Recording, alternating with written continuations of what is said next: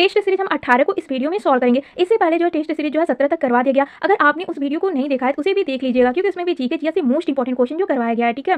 और इस वीडियो में जितना भी क्वेश्चन जीके जीएस से लिया गया है सारा जो रिपीटेड क्वेश्चन को लिया गया, जो कि आपके भी एग्जाम में आने का चांस है, ठीक है। तो इस वीडियो को जो लास्ट तक देखिएगा और देखिएगा आपका कितना क्वेश्चन जो 32 में से सही हो रहा है, ठीक है। इससे आपको पता चला आपका तैयारी कितना हुआ, कितना करना बाकी है। और ये हम देख लेते हैं आपका फर्स्ट क्वेश्चन। तो फर्स्ट क्वेश्चन आपका दिया गया है, चंबल नदी पर स्थित जलाशय किस नाम से जाना जाता है, ठीक है। आपको बताना है चंबल नदी पर जो है स्थित जलाशय को जो किस नाम से जाना जाता है, ये आपको बताना है, ठीक है। और 32 में से आपका कितना क्वेश्चन सही हुआ ये भी आप कमेंट पे जरूर बताइएगा। ऐसे आप टेस्ट की तरह सॉल्व करिएगा, ठीक है। देखिएगा आपका जीके जीएस में कितनी तैयारी हुई है।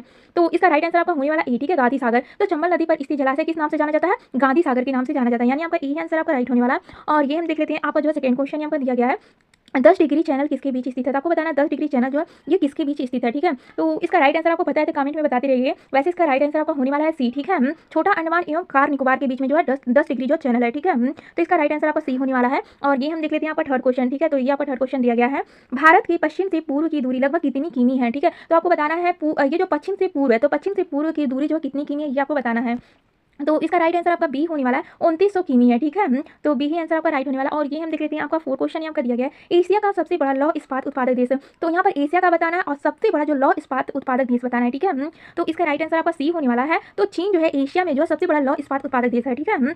और ये हम देख लेते हैं आपका 5 क्वेश्चन दिया गया है यहाँ पर, इंडिया डिवाइडेड नामक पुस्तक इनमें से किसने लिखी है, ठीक है। आपको बताना है इंडिया डिवाइडेड नामक पुस्तक इनमें से किसने लिखी है। और ये क्वेश्चन एग्जाम में बहुत बार पूछा गया, मोस्ट इंपॉर्टेंट क्वेश्चन जो आप एग्जाम के लिए होने वाला है, ठीक है। तो इसे आप ध्यान दीजिएगा। और इसका राइट आंसर आपका होने वाला है डॉक्टर राजेंद्र प्रसाद, ठीक है। तो ये जो है डॉक्टर राजेंद्र प्रसाद ही इंडिया डिवाइडेड नामक पुस्तक को लिखे हैं, ठीक है। यानी कि जो सी आंसर आपका राइट होने वाला। और ये हम देख लेते हैं आपका 6 क्वेश्चन दिया गया, गुप्त शासकों द्वारा जारी किए गए चांदी के सिक्के को कहते हैं, ठीक है। तो ये गुप्त शासकों द्वारा जो चांदी के सिक्के जारी किए गए उसे क्या कहते हैं ये आपको बताना है, ठीक है। तो इसका राइट आंसर आपका डी होने वाला है, रुपया कहते हैं, ठीक है। और ये हम देख लेते हैं आपका 7वां क्वेश्चन यहाँ पर दिया गया है। तो इसे हम पढ़ लेते हैं, भारत में सचिव का पद किसके द्वारा नियमित किया गया है। तो आपको सचिव का पद बताना है और ये जो किसके द्वारा नियमित किया गया है, ठीक है, सचिव का पद। तो इसका राइट आंसर आपका होने वाला है, भारत सरकार अधिनियम जो 1858 में जो है किया गया था, ठीक है, नियमित सचिव का पद, यानी कि पी ही आंसर आपका राइट होने वाला है। और ये हम देख लेते हैं आपका जो है 8 क्वेश्चन को दिया गया है, ठीक है। तो जनगण मन गान की रचना रविन्द्रनाथ टैगोर ने की थी, ठीक है, जो जनवरी 1912 में जो है सर्वप्रथम प्रकाशित हुआ, उसका शीर्षक क्या था। तो आपको बताना है ये जो जनगण मन गान की रचना रविन्द्रनाथ टैगोर ने की थी, ये भी आपको बताना चाहिए कि जनगण मन की रचना किसने किया था, रविन्द्रनाथ टैगोर ने किया था, ठीक है। और ये प्रकाशित हुआ था 1912 में। इसमें भी आपका जो 4 क्वेश्चन बन रहा है, ठीक है। 1912 में ये जो प्रथम बार प्रकाशित हुआ था और इसका शीर्षक क्या है ये आपको बताना है, ठीक है। तो इसका शीर्षक जो है भारत विधाता है, ये आंसर आपका राइट होने वाला है। ये आपका 4 क्वेश्चन इसमें जो तैयार हो गया, क्योंकि ये क्वेश्चन जो किसी भी तरह पूछ सकता है। और ये आपका दिया गया है 9 क्वेश्चन दिया गया है। तो सेम वही क्वेश्चन है, इसका आंसर जो ये होने वाला है, ठीक है। 2 बार हो चुका है ये क्वेश्चन। और ये हम देख लेते हैं 10वां क्वेश्चन। तो 10वां क्वेश्चन आपका दिया गया, दांडी मार्च के दौरान प्रसिद्ध गान रघुपति राघव राम के संगीतकार के रूप में किसको जाना जाता है, ठीक है। तो आपको बताना है ये जो दांडी मार्च के दौरान जो प्रसिद्ध गान है रघुपति राघव राजा राम के संगीतकार के रूप में जो किसे जाना जाता है ये आपको बताना है, ठीक है। तो ये जाना जाता है रघुपति राघव राजा राम संगीतकार के रूप में दिगंबर विष्णु पुरस्कार को जो जाना जाता है, ठीक है। सी आंसर आपका राइट होने वाला है। और ये हम देख लेते हैं आपका 11वां क्वेश्चन यहाँ पर दिया गया है, ठीक है, इसे पढ़ लेते हैं। तो निम्नलिखित में से कौन से राज्य लोकसभा में केवल एक सदस्य निर्वाचित करते हैं। तो इसमें आपको बताना है किस राज्य में जो लोकसभा में जो केवल एक सदस्य जो निर्वाचित होती है, ठीक है। तो ये आपको बताना है। तो इसका राइट आंसर आपका हो जाएगा मिजोरम, नागालैंड, सिक्किम में जो है लोकसभा में बस केवल एक ही सदस्य जो निर्वाचित होती हैं, ठीक है। यानी डी ही आंसर आपका राइट होने वाला है। और ये हम देख लेते हैं आपका 12वां क्वेश्चन दिया गया है, ठीक है, इसे पढ़ लेते हैं। सर्वोच्च न्यायालय ने किस मुकदमे में निर्णय में यह व्यवस्था दी है कि संविधान में प्रदत्त प्रस्तावना के मूल स्वरूप में किसी भी प्रकार का परिवर्तन नहीं किया जा सकता है, ठीक है। तो इसमें जो बताया गया प्रस्तावना में जो मूल स्वरूप में किसी भी प्रकार का परिवर्तन जो नहीं किया जा सकता है, ठीक है। तो ये बताया गया केशवानंद केस में ऐसा बोला गया है, ठीक है, कि प्रस्तावना के जो मूल रूप में जो है परिवर्तन नहीं किया जा सकता है। तो आपका डी आंसर आपका राइट होने वाला है। और ये हम देख लेते हैं आपका 13वां क्वेश्चन यहाँ पर दिया गया है, निम्नलिखित में से कौन सी ऊतक का जो अंतरकोशीय क्षेत्र जो बड़ा होता है, ठीक है। तो आपको बताना है कौन सी ऊतक का जो अंतरकोशीय क्षेत्र जो बड़ा होता है। तो इसका राइट आंसर आपका होने वाला है पैरेन्काइमा का जो है ऊतक का जो अंतरकोशीय क्या होता है, बड़ा होता है, ठीक है, पैरेन्काइमा का, यानी कि ए आंसर आपका राइट होने वाला है। और ये हम देख लेते हैं यहाँ पर जो है 14 क्वेश्चन दिया गया है, ठीक है, इसे पढ़ लेते हैं।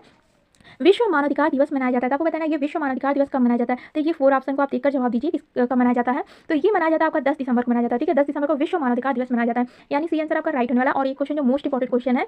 और यहाँ का जो 15 क्वेश्चन दिया गया है, कोणार्क के सूर्य मंदिर का निर्माता जो है कौन, मतलब पूछा गया है कोणार्क के सूर्य मंदिर का जो निर्माण जो किसने करवाया था, ठीक है, ये आपका क्वेश्चन पूछा गया है। तो इसका राइट आंसर आपका होने वाला है सी, नरसिंह देव जो है प्रथम ने जो है कोणार्क के सूर्य मंदिर का जो निर्माण जो करवाया था, ठीक है, यानी आपका सी आंसर आपका राइट होने वाला। और ये क्वेश्चन जो मोस्ट इंपॉर्टेंट होने वाला आपके एग्जाम के लिए, ठीक है। और ये हम देख लेते हैं यहाँ पर दिया गया है 16 क्वेश्चन, विश्व से ज्वालामुखी कहाँ स्थित है। आपको बताना है विश्व ज्वालामुखी जो कहाँ स्थित है। ये भी क्वेश्चन एग्जाम में बहुत बार पूछा गया है, ठीक है। तो इसी तरह डेली वीडियो देखने के लिए आप चैनल को जैसे सब्सक्राइब कर लीजिएगा, जिससे आपको वीडियो का नोटिफिकेशन जो मिलता रहे। और वीडियो को भी लाइक कर दीजिएगा जो आपको अच्छा लगे तो विश्व ज्वालामुखी जो कहाँ स्थित है ये इटली में है, ठीक है, बी आंसर आपका राइट होने वाला है। और ये हम देख लेते हैं यहाँ पर 17 क्वेश्चन दिया गया है, बर्फ के दो टुकड़ों को आपस में दबाने पर टुकड़े जो है आपस में चिपक जाते हैं, क्योंकि क्यों चिपक जाते हैं ये आपको बताना है, ठीक है। बर्फ के दो टुकड़ों को आपस में दबाने पर टुकड़े आपस में चिपक जाते हैं, क्योंकि क्योंकि इसमें जो है दाब अधिक होने से जो है गलनांक पहले घटता है फिर बढ़ता है। ये तो आपका जो गलत होने वाला, ठीक है। तो दाब अधिक होने पर बर्फ का गलनांक जो घट जाता है, बी आंसर आपका राइट होने वाला, ठीक है। तो दाब का अधिक होने पर जो बर्फ का गलनांक तो घट जाता है, बी ये आंसर आपका राइट होने वाला। और ये हम देख लेते हैं, आपका 18 क्वेश्चन दिया गया है। 200 किग्रा भार की एक नाव पानी में तैरती है, विस्थापित पानी का भार होगा, ठीक है। तो आपको बताना है 200 किग्रा भार की एक नाव पानी में तैरती है, विस्थापित पानी का भार होगा, तो आपको विस्थापित पानी का भार बताना है, ठीक है। तो ये जो विस्थापित पानी का भार भी जो है 200 किग्रा ही होगा, ठीक है, यानी डी ही आंसर आपका राइट होने वाला है। और ये हम देख लेते हैं, आपका 19वां क्वेश्चन। ये आपका 19 क्वेश्चन दिया गया, विशिष्ट घनत्व के द्रव में एक धातु के उस टुकड़े का भार क्या होगा जिसका भार हवा में जो 80 ग्राम है और पानी में 70 ग्राम है, ठीक है। तो बताना है आपको टुकड़े का भार क्या होगा, तो टुकड़े का भार जो है 68 ग्राम होगा, ठीक है, यानी डी ही आंसर आपका राइट होने वाला है। और ये हम देख लेते हैं, आपका 20 क्वेश्चन दिया गया है, ठीक है। प्रेशर कुकर में भोजन जल्दी पकता है क्योंकि, तो ये जो प्रेशर कुकर में जो भोजन जल्दी पकता है, क्योंकि ये भी क्वेश्चन एग्जाम में बहुत बार पूछा गया है, ठीक है। तो इसका राइट आंसर आपका बी होने वाला, पानी का क्वथनांक बढ़ जाता है, इसी कारण जो प्रेशर कुकर में जो है भोजन जल्दी पक जाता है, ठीक है, बी आंसर आपका राइट होने वाला है। और ये हम देख लेते हैं, आपका दिया गया है 21 क्वेश्चन, ठीक है। अक्ल के दांत आमतौर पर किस उम्र सीमा में पैदा होता है, ठीक है। तो आपको बताना अक्ल के दांत जो है आमतौर पर किस उम्र सीमा में पैदा होता है, तो ये होता है 17 से 30 वर्ष की उम्र में जो है अक्ल का दांत जो पैदा होता है, ठीक है। और यानी कि बी ही आंसर आपका राइट होने वाला है। और ये हम देख लेते हैं, आपका दिया गया 22वां क्वेश्चन दिया गया, दो रेलों के मध्य जोड़ पर एक छोटा सा स्थान क्यों छोड़ा जाता है, ठीक है। तो दो रेलों के मध्य जोड़ पर जो एक छोटा सा स्थान क्यों छोड़ा जाता है, क्योंकि धातु गर्म करने पर फैलती है तथा ठंडी करने पर संकुचित होती है, ठीक है, यानी बी ही आंसर आपका राइट होने वाला है। और ये हम देख लेते हैं, आपका 23वां क्वेश्चन आपका दिया गया है, निम्नलिखित में से कौन सा कथन सही है, आपको सही कथन बताना है कौन सा जो सही है, ठीक है। तो ये जो पिघलने पर ठोस सामान्य फैलता है, ये भी राइट होने वाला है। पिघलने पर बर्फ संकुचित होता है, ये भी सही है। बर्फ का घनत्व तो पानी से कम होता है, ये भी आपका राइट होने वाला है, यानी आपका जो डी आंसर आपका राइट होने वाला है, तीनों जो सही हो जाएगा, ठीक है। और ये हम 24वां क्वेश्चन को देख लेते हैं, आपका दिया गया है, तो पूछा गया है 24 क्वेश्चन में, विश्व रेडियो दिवस कब मनाया जाता है, ठीक है। तो विश्व रेडियो दिवस आपका मनाया जाता है 13 फरवरी को मनाया जाता है, ठीक है, यानी यही आंसर आपका राइट होने वाला है।